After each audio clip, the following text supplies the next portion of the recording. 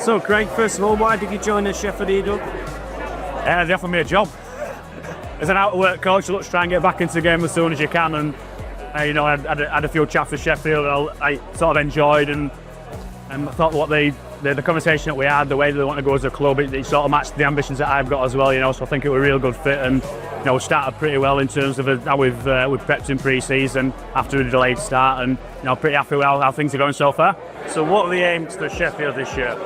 I think for us it's a bit of a transition season. Obviously Mark Aston were there for 25, 26 years, whatever it was, so me coming in as a coach is a massive change, not only to the players that are there, to I guess the supporters and the board of directors and everybody else involved with the club. So there's going to be some teething problems, I guess, with that transition that you're always going to get when a new coach comes in, but hopefully putting my own stamp on certain things, how I want to play, how I want to develop players as well, and if we can get into the top six towards the end of the season, then ideally that's what we want to do. And then if you're in them playoffs, then anything can happen at the end of the season.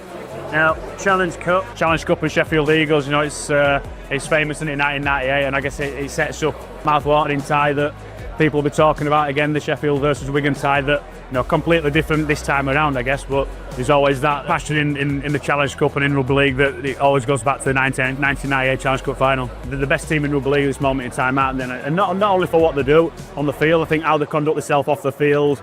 I think they're a great club to aspire to be like, and in terms of us as Sheffield Eagles and our development as a club, we're miles off where Wigan are, but they set the standards in terms of the on-field standard and off-field standard as well. To me personally, it's a little bit different because I've never really been involved in a team, I guess, that's got a realistic chance of winning that Challenge Cup. Even as a player, I played Championship, so it was always good to come up against full-time teams and Super League teams when you're a part-time player. And I guess it's that. As a kid, I grew up watching Challenge Cup finals and going to Wembley year in, year out. So as a young kid, it was always a showpiece event for me, and to actually play in that as a player, but also coaching that now, it's just a fantastic occasion to be involved in.